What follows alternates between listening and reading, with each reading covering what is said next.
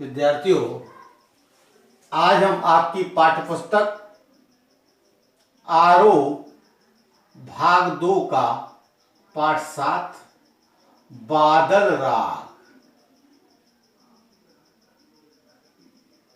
का अध्ययन करेंगे। ये सूर्यकांत त्रिपाठी निराला द्वारा रची गई कविता है।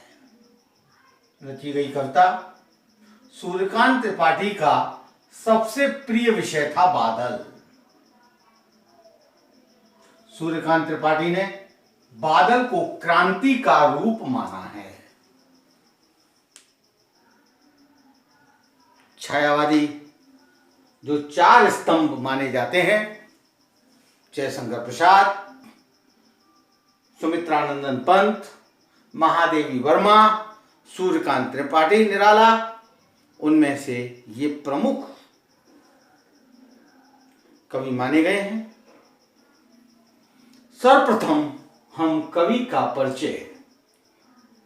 महाप्राण कवि सूर्यकांत त्रिपाठी निराला का जन्म सन 1889 यानी 1899 में बंगाल राज्य के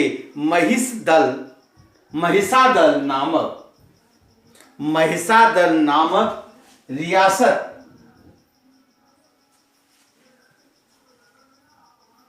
के मेदिनीपुर जिले में हुआ था। महिसादल नामक रियासत के मेदिनीपुर जिले में हुआ था। इनके पिता राम सहाय त्रिपाठी मूलतः उत्तर प्रदेश के उन्नाव जिले के गड़ाकोला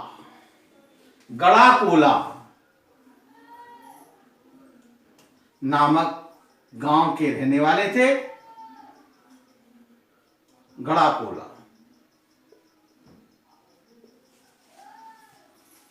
कोला नामक गांव के रहने वाले थे। निराला जी जब 3 वर्ष के थे तब उनकी माता का देहांत हो गया था। उन्होंने स्कूली शिक्षा अधिक प्राप्त नहीं की, परंतु स्वाध्याय के द्वारा उन्होंने अनेक भाषाओं का ज्ञान अर्जन किया। पिता की मृत्यु के बाद वे रियासत की पुलिस में भर्ती हो गए। 14 वर्ष की आयु में उनका विवाह मनोहरा देवी से हुआ था। उन्हें एक पुत्री व एक पुत्र प्राप्त हुआ। 1918 में पत्नी के देहांत का उन पर गहरा प्रभाव पड़ा। आर्थिक संकटों, संघर्षों व जीवन की यथार्थ अनुभूतियों ने निराला जी के जीवन की दिशा मोड़ दी। वे रामकृष्ण मिशन, अद्वैत आश्रम और बेलूर मठ चले गए। वहां उन्होंने दर्शन शास्त्र का अध्ययन किया तथा आश्रम के पत्र समन्वय का संपादन किया। सन 1935 में इनकी पुत्री सरोज का निधन हो गया। उसी की याद में इन्होंने सरोज स्मृति की रचना की। इसके बाद वे टूट गए तथा उनका शरीर बीमारियों से ग्रस्त हो गया। 15 अक्टूबर 1961 ईस्वी में इस महान साहित्यकार ने प्रयाग में सदा के लिए आंखें मूंद ली। इनकी प्रमुख रचनाएं काव्य। सबसे पहले काव्य रचना देखते हैं। परिमल, गीतिका, अनामिका, तुलसीदास, कुकुरमुत्ता, अणिमा, नए पत्ते, बेला, अर्चना, आराधना आदि। उपन्यास साहित्य अलका, अप्सरा, प्रभावती, निरुपमा, काले कारनामे आदि। कहानी संग्रह लिली, सखी, चतुरी चमार, अपने घर। निबंध साहित्य में इन्होंने प्रबंध पद्य, प्रबंध प्रतिभा, चाबुक आदि। नाटक समाज, शकुंतला, उषा अनिरुद्ध। इन्होंने कुछ साहित्यों के अनुवाद भी किए, जैसे आनंद मठ, कफाल कुंडला, चंद्रशेखर, दुर्गेश नंदिनी, रजनी, देवी चौधरानी। कुछ रेखा चित्र भी इनके द्वारा लिखे गए। कुल्ली भाट, बिल्लेसुर, बकरीहा। कुछ पत्रिकाओं का संपादन भी किया गया, जैसे समन्वय तथा मत वाला पत्रिका का इन्होंने संपादन किया। निराला छायावाद के आधार स्तंभ थे। इनके काव्य में छायावाद, प्रगतिवाद तथा प्रयोगवादी काव्य की विशेषताएं मिलती हैं।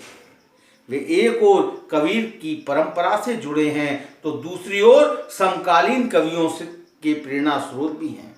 उनका ये विस्तृत काव्य संसार अपने भीतर संघर्ष और जीवन, क्रांति और निर्माण, ओज और माधुर्य, आशा और निराशा के द्वंद्व को कुछ इस तरह समेटे हुए हैं कि वे किसी सीमा में बंध नहीं पाता। उनका ये निर्बंध और उदात्त काव्य व्यक्तित्व, कविता और जीवन में फर्क नहीं रखता।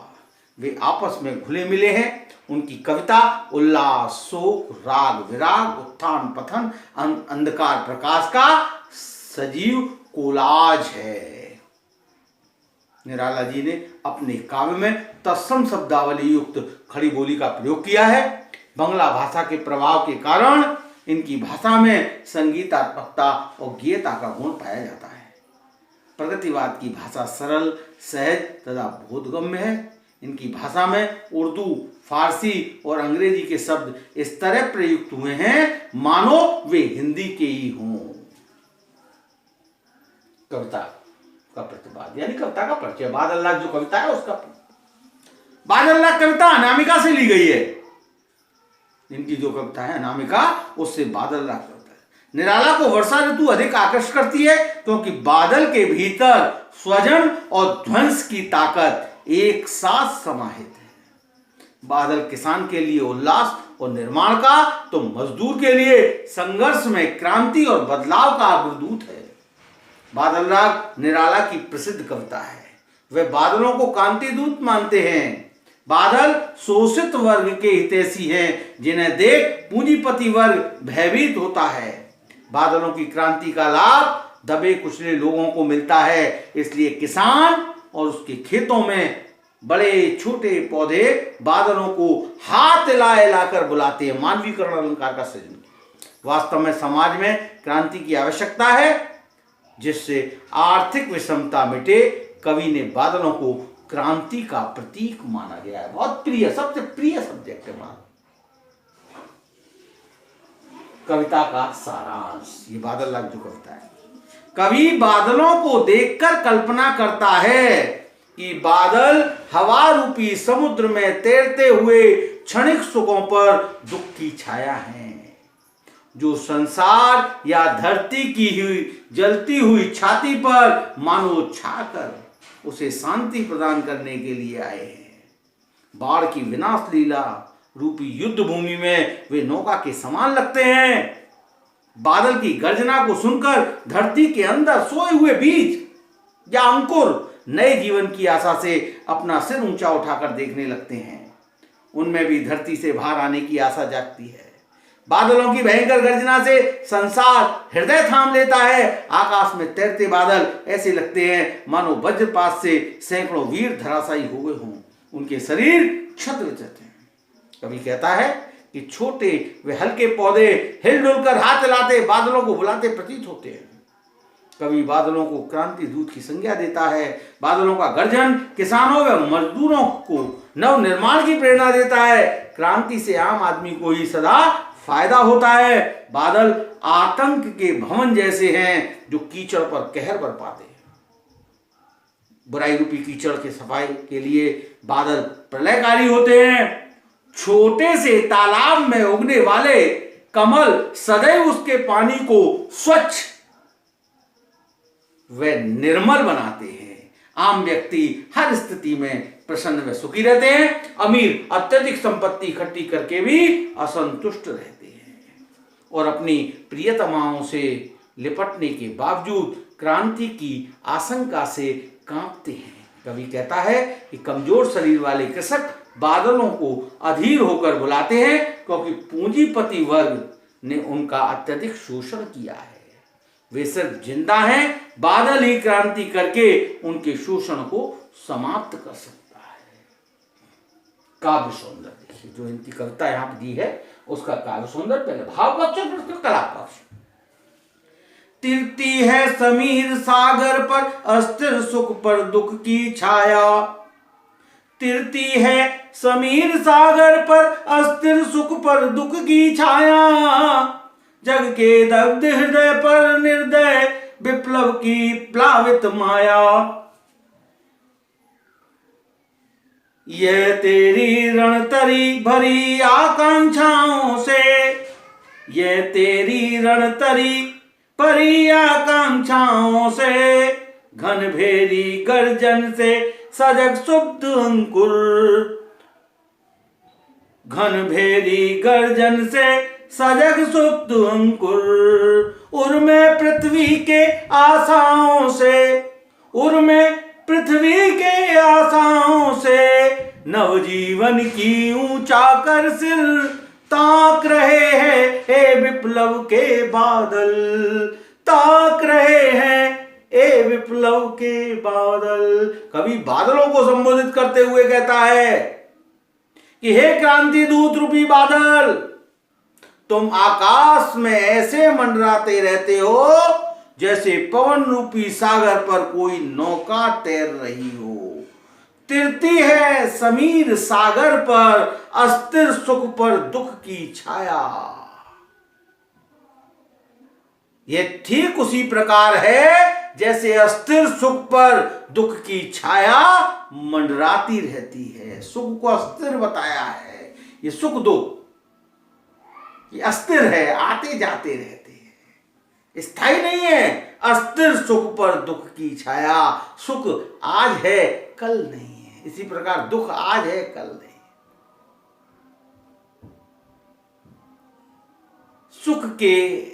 सुख हवा के समान चंचल है तथा अस्थाई है। जग के दग्ध हृदय पर, बादल संसार के जले हुए हृदय पर निर्दयी प्रलय रूपी माया के रूप में हमेशा स्थिर रहते हैं। निर्दयी विप्लव की प्लावित माया, यह तेरी रणतरी युद्ध की नौका के समान। बादलों की युद्ध की नौका में आम आदमी की इच्छा भरी हुई रहती है।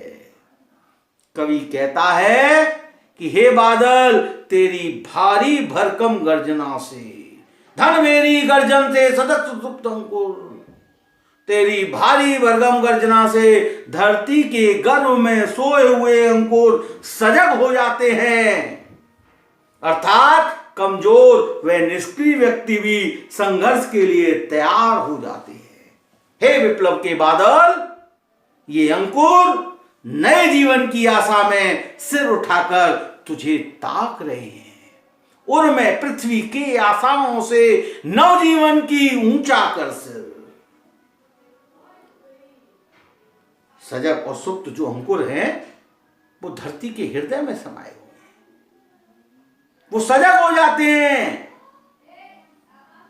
और नए जीवन की आशा से सिर उठाकर तुझे ताक रहे हैं। जब बादल आते हैं, बारिश आती है, तो अंकुरों में नवजीवन, अर्थात शोषितों के मन में भी अपने उद्धार की आशाएं फूट पड़ती है। यहां कवि ने बादलों को क्रांति दूत के रूप में चित्रित किया है। प्रगतिवादी विचारधारा का प्रभाव है।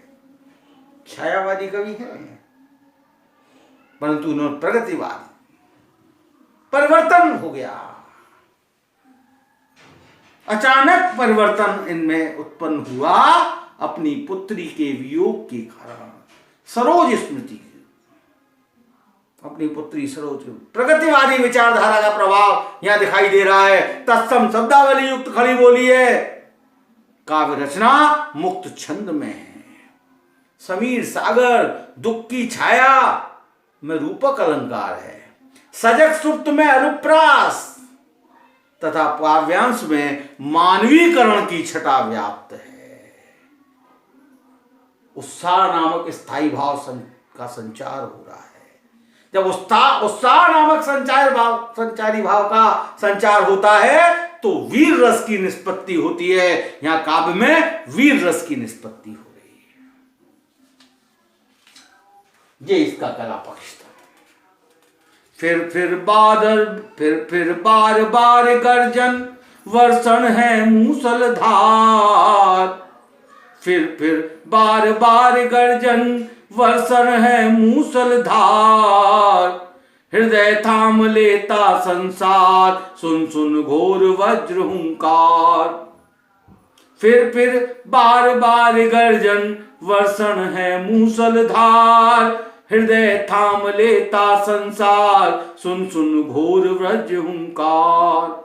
असनिपात से सापित उन्नत, असनिपात से सापित उन्नत, सत सत वीर, छत विचत हत अचल शरीर, गगन स्पर्शी स्पर्धाधीर। असनिपात से सापित उन्नत, सत सत वीर, छत विचत हत अचल शरीर, गगन स्पर्श स्पर्धाधीर। हंसते हैं छोटे पौधे लघु भार, हंसते हैं छोटे पौधे लघु भार, शस्य अपार हिल हिल खिल खिल हाथ हिलावे, शस्य अपार हिल हिल खिल खिल हाथ हिलावे। तुझे बुलावे विप्लव रव से छोटे ही है शोभा पाते, तुझे बुलाते विप्लव रव से छोटे ही हैं शोभा पाते। कवि कहता है कि क्रांतिकारी बादल तुम बार बार गर्जन करते हो, फिर बार बार फिर बार बार प्रमुक्ति प्रकाश की छटा, वर्षण है मूसलाधार तथा मूसलाधार बारिश करते हो।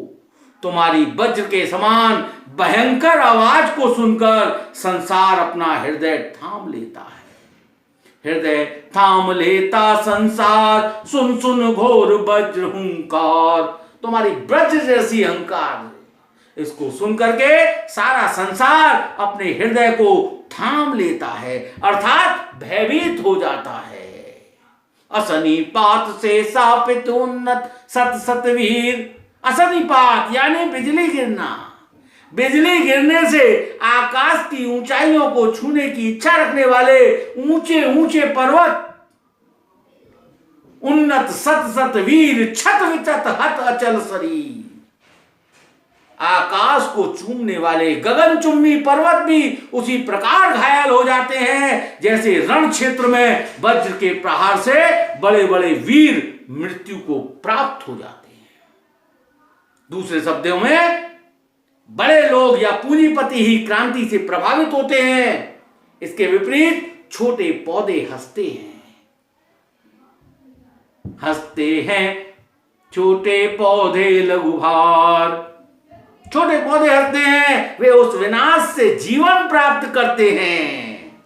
शस्य अपार, हरियाली अपार भर जाती है, बहुत हो जाती है। वे अपार हरियाली से प्रसन्न होकर हाथ हिलाकर तुझे बुलाते हैं। मानवीकरण अलंकार कर दिया है यहां पौधों का, मानवीकरण। विनाश के शोर से सदा छोटे प्राणियों को ही लाभ मिलता है। दूसरे शब्दों में क्रांति से निम्न व दलित वर्ग को अपने अधिकार मिलते हैं। ये शोर संकेत कवि ने यहां किया है। कवि ने बादल को क्रांति और विद्रोह का प्रतीक माना है। कवि का प्रगतिवादी दृष्टिकोण व्यक्त हुआ है। यहां प्रतीकात्मकता का समावेश है। प्रतीकात्मक, प्रकृति का मानवीकरण किया गया है। बार बार सुन सुन, हिल हिल, सत सत, खिल खिल में पुनरुक्ति प्रकाश अलंकार की शोभा व्याप्त है। हाथ हिलाने में अनुप्रास अलंकार है। हृदय थामना, हाथ हिलाना आदि मुहावरों का भी सार्थक प्रयोग किया गया है। तत्सम शब्दावली युक्त खड़ी बोली है। वीर रस की निष्पत्ति यहां हो रही है। मुक्त छंद है इस कविता। तीसरी कविता, अट्टालिका नहीं है रे आतंक भवन, अट्टालिका नहीं है रे आतंक भवन, सदा पंख पर ही होता जल विप्लव प्लावन। अट्टालिका नहीं है रे आतंक भवन, सदा पंख पर ही होता जल विप्लव प्लावन। क्षुद्र प्रफुल्ल जलज से, क्षुद्र प्रफुल्ल जलज से सदा छलकता नीर, क्षुद्र प्रफुल्ल जलज से सदा छलकता नीर। रोग शोक में भी हंसता है शैशव का सुकुमार शरीर, रोग शोक में भी हंसता है शैशव का सुकुमार शरीर। रुद्र कोश है क्षुद्ध तोष, रुद्र कोश है क्षुब्ध तोष, अंगनांग से लिपटे भी। रुद्र कोश है क्षुब्ध तोष, अंगनांग से लिपटे भी। आतंक अंक पर कांप रहे हैं, आतंक अंक पर कांप रहे हैं। धनिवज्र गर्जन से बादल तस्त्र नयन मुख ढांप रहे हैं। आतंक अंक पर कांप रहे हैं, धनिवज्र गर्जन से बादल तस्त्र नयन मुख ढांप रहे हैं। अट्टालिका नहीं है, आतंक भवन। कवि कहता है कि पूंजीपतियों के ऊंचे ऊंचे भवन मात्र सहज भवन नहीं है, ये गरीबों को आतंकित करने वाले भवन हैं। इन भवनों की नींव में गरीबों का खून भरा हुआ है। वे सदैव इन गरीबों का शोषण करते हैं। वर्षा से जो बाढ़ आती है वे सदा कीचड़ भरी धरती को ही डुबोती है। सदा पंख पर ही होता है जल विप्लव प्लावन। पंख माने कीचड़ पर ही बाढ़ का प्रभाव रहता है। सदा कीचड़ भरी धरती को ही बाढ़, वर्षा के जल से जो बाढ़ आती है वो उसको ही डुबोती है। भयंकर जल प्लावन सदैव कीचड़ पर ही होता है। यही जल जब कमल की पंखुड़ियों पर पड़ता है, क्षुद्र प्रफुल्ल जलज से छलक सदा छलकता नीर, तो वे अधिक प्रसन्न हो उठता है। यही जल है, कीचड़ में पड़ता है तो बाढ़ का दृश्य विनाशकारी हो जाता है, और कमल के ऊपर पड़ता है तो वो प्रफुल्लित कर देता है मन को। प्रलय से पूंजीपति वर्ग ही प्रभावित होता है, जबकि निम्न वर्ग में बच्चे कोमल शरीर के होते हैं। रोग शोक में भी हंसता है शैशव का सुकुमार शरीर। हरी बीमारी परेशानी में भी प्रसन्न रहता है। बचपन हमेशा रोग तथा कष्ट की दशा में भी सदैव मुस्कुराते रहते हैं। कोमल बच्चे हमेशा मुस्कुराते रहते हैं। वे क्रांति होने पर भी प्रसन्न रहते हैं। रुद्र कोश है क्षुद्र कोश। कोश माने खजाना, रुद्र माने रुका हुआ। पूंजीपतियों ने आर्थिक संसाधनों पर कब्जा कर रखा है। उनकी धन इकट्ठा करने की इच्छा अभी भी नहीं भरी है।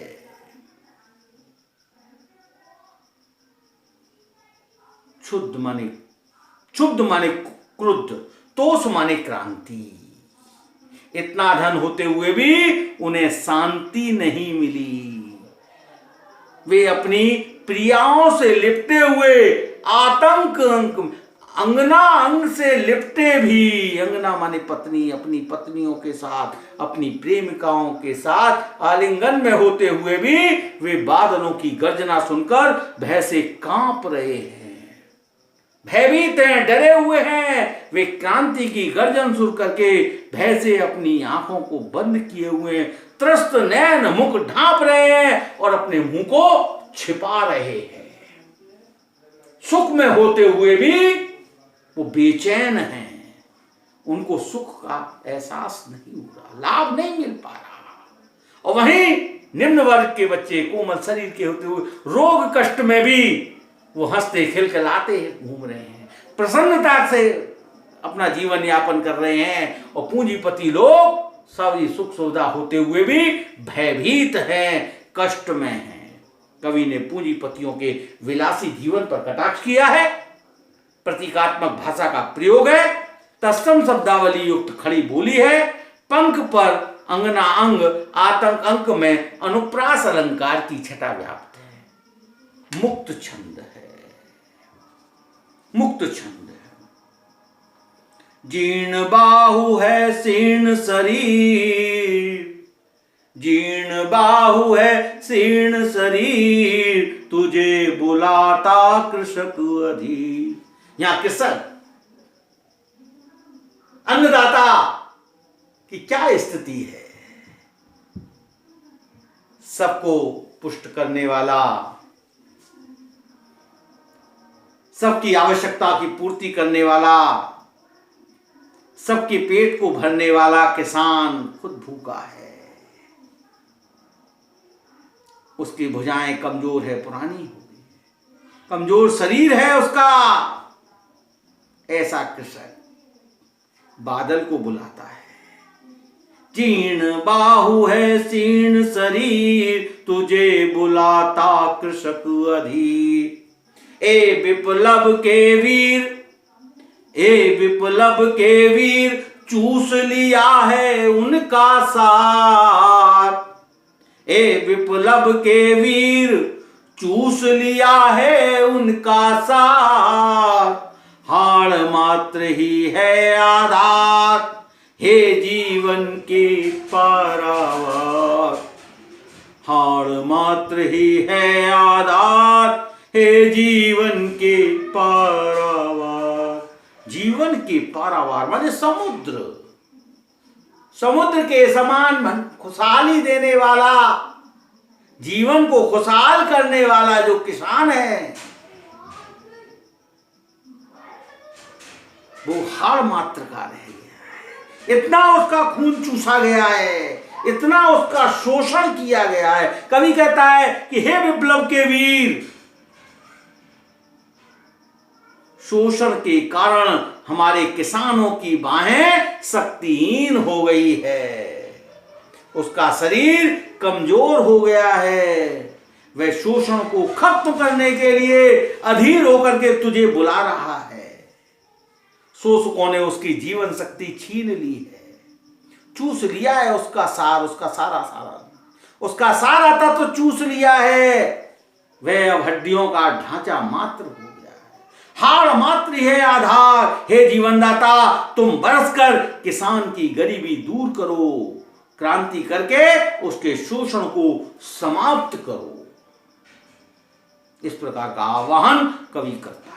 कवि ने किसान की दैनीय दशा का सजीव चित्रण किया है, विद्रोह की भावना का वर्णन किया है। शीर्ण शरीर में अनुप्रास अलंकार तथा काव्यांश में मानवीकरण की छटा जाती है। तत्सम शब्दावली उखड़ी बोली है, मुक्त छंद है, संबोधन शैली का भी प्रयोग, ए विप्लव के भी संबोधन शैली का भी प्रयोग किया गया। चित्रात्मक शैली है, चित्रात्मक, हाड़ मास का, कमजोर शरीर, शक्तिहीन भाएं, ये एक चित्र सा साकार कर दिया है कवि ने यहाँ पर। इस प्रकार से यहाँ कवि ने, किसान जब खेती नहीं होती है तो मजदूरी करने बाहर जाता है बेचारा, तो बाहर जाता है तो शोषित वर्ग जो है उनका शोषण करता है, क्योंकि किसान की फसल उस वर्षा पर आश्रित है। जब बादल आएंगे, बारिश होगी तो किसान की, इसलिए कवि किस बादलों का आह्वान कर रहा है कि बरसो, जल्दी बरसो और हमारे किसानों को संपन्न करो, हमारे किसानों के शोषण को समाप्त करो। इस तरह का भाव इस था। ये कविता आपने पढ़ी, इस कविता का अध्ययन करें, इस कविता को पढ़ें। सूर्यकांत त्रिपाठी निराला के कवि का परिचय और जानने का प्रयास करें। बस आज इतना ही। आपका दिन शुभ और मंगलमय हो। धन्यवाद।